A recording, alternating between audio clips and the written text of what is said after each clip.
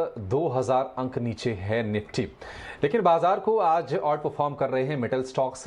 आज मेटल शेयरों में चौतरफा खरीदारी है। आज जो भी बड़ी कंपनी हिंडाल्को है या फिर टाटा स्टील है या फिर जेएसपीएल है, तमाम स्टॉक्स में तेजी है। लेकिन ये तेजी क्यों है और क्या ये तेजी आगे भी सस्टेन्ड रहेगी, इसके कितने संकेत मिल रहे हैं, इस पर एक बेहद डिटेल्ड रिसर्च लेकर आए हैं हमारे सहयोगी डिम्पी कालरा। डिम्पी, बताइए इस तेजी की वजह क्या है और जो भी ट्रिगर्स हैं क्या वो सस्टेन करेंगे आगे भी? क्या ये मोमेंटम आगे भी बरकरार रहेगा? क्या रह सकता है अभिषेक मोमेंटम? क्योंकि आपको पता ही है कि क्रूड के दाम जब बढ़ते हैं तो थोड़ा सिक्लिक होते हैं। हालांकि ये थोड़ा एबनॉर्मल मैटर भी है क्योंकि युद्ध चल रहा है और इस बीच कुछ भी कहना बड़ा जल्दबाजी होता है कि किस डेप्थ तक चला जाएगा या कहां से रिकवरी आएगी। लेकिन फिर भी जो साइकिल है वो तो काफ़ी स्ट्रांग है। ये कुछ एक शेयर आप मेटल और माइनिंग से जुड़े हुए देख पा रहे हैं। हालांकि कोल इंडिया पे आज उनके प्रोडक्शन के आंकड़ों की भी खबर है और मेटल्स पे जो टिपिकली आंसर ये हो सकता है कि ये तेज क्यों है, क्योंकि इनकी जो सप्लाई चेन है वो पूरी तरह से डिस्टर्ब हुई है। मैं एक एक करके कुछ एक पॉइंट्स भी आपके स्क्रीन पर रखता चाहूंगा कि क्यों इनमें तेजी देखने को मिल रही है। पहला पॉइंट है, रूस से सप्लाई प्रभावित होने से भारत से जो एक्सपोर्ट है वो काफी हद तक बढ़ सकता है। हालांकि एंटी डंपिंग ड्यूटी के तहत काफी हद तक इन मेटल कंपनीज को बचाया जाता है। इसमें जो एक्सपोर्ट करने वाली कंपनीज है वो नॉन फेरस ज्यादा है, जिसको आप एल्यूमिनियम टिपिकली कहते हैं, और इसलिए आप हिंडाल्को, नाल्को, ये शेयर, एमओआईल, ये शेयर ज्यादा तेज देख पा रहे होंगे as compare to Jindal steel और टाटा स्टील के मुकाबले, जो कि दो मेजर एक्सपोर्टर कंपनीज में से एक है।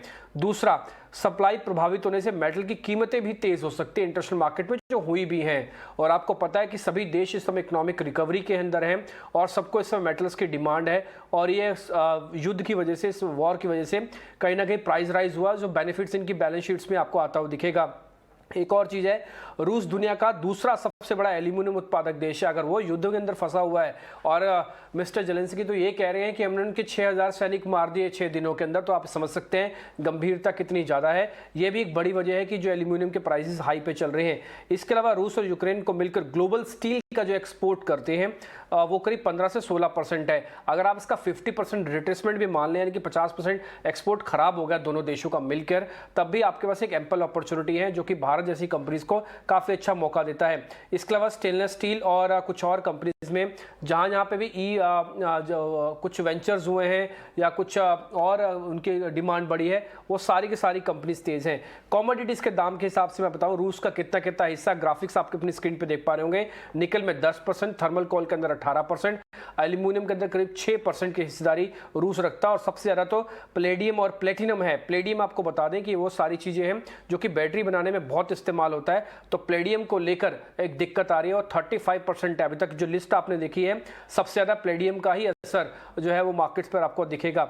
अब आप आ जाते हैं एक और ऐसी स्क्रीन पर कि ये मेटल शेयर में उछाल कितना हुआ है पिछले 5 दिनों में, ये देखना बहुत जरूरी है। और आगे का ट्रेंड रहेगा, ये तो आपको पता है दिक्कतें रहेंगी और ये पूरी तरह से युद्ध के ऊपर ही काफी तक निर्भर रहेगा। और अगर ठीक होता भी है तो इसको टाइम लग सकता है। लेकिन ये इंपॉर्टेंट जो आप अपनी स्क्रीन पर देख पा रहे हैं कि एक साल के अंदर और पिछले 5 दिन के अंदर ये शेयर चले कितने हैं। एक साल के अंदर जब 26% हिंडाल्को चला और ये आउट परफॉर्मर की लिस्ट में आ गया, तो आप सोचिए 5 दिन में 15% का गेन देने वाला हिंडाल्को बना।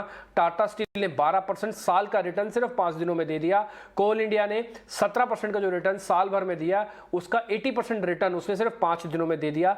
इसी तरह से नाल्को अगर देखें, जो पूरे साल में नहीं कर पाया, उसने सिर्फ 5 दिनों में करके दिखा दिया। आपके स्क्रीन पर दिख रहा होगा करीब 9-9.5% का रिटर्न है। तो ये कुछ एक वो शेयर्स हैं जहां पर आपको अच्छा रिटर्न भी बनता हुआ दिखा। तो कुल मिला के लबोलबाब सारी बात का ये है कि मेटल्स पे अभी भी आप बुलिश रह सकते हैं जब तक युद्ध निर्णायक मोड़ पर नहीं पहुंचता। जी शुक्रिया डिम्पी। तो जब तक युद्ध को लेकर किसी भी सुलह के आसार नहीं बनते हैं, तब तक शायद ये जो आउट परफॉर्मेंस है, क्योंकि अगर एक रूस जैसा जो ग्लोबल मेटल सप्लाई में एक बहुत ही अहम भूमिका निभाता है, वहाँ पर अगर स्थितियाँ अगर चुनौतीपूर्ण बरकरार रहती हैं, अगर उनकी कंपनियों पर सैंक्शंस जारी रहते हैं यूरोपीय देशों के और अमेरिका के, तो शायद स्थितियाँ उनके लिए चुनौतीपूर्ण रहेंगी और उसका सीधा सीधा फायदा भारत जैसे देश को मिल रहा है, जहाँ पर कि कई सारे प्रमुख मेटल कंपनियाँ हैं, हिंडाल्को, टाटा स्टील, जेएसपीएल, ये बड़ी कंपनियां हैं और इनको इसका फायदा मिलने की पूरी उम्मीद है। और आप ये स्टॉक प्राइसेस में देख भी रहे हैं कि इस साल यानी कि 2022 में जो शुरुआती जो 2 महीने रहे हैं, उसके मुकाबले पिछले 5 दिन में किस तरह के रिटर्न्स आए हैं। तो जहां निफ्टी में हमने प्रेशर देखा है, अब 2000 अंक नीचे अपने ऊपरी स्तरों से निफ्टी, लेकिन मेटल स्टॉक्स में लगातार हम एक तेजी का माहौल देख रहे हैं। कुणाल, आपसे समझना चाहेंगे कि देखिए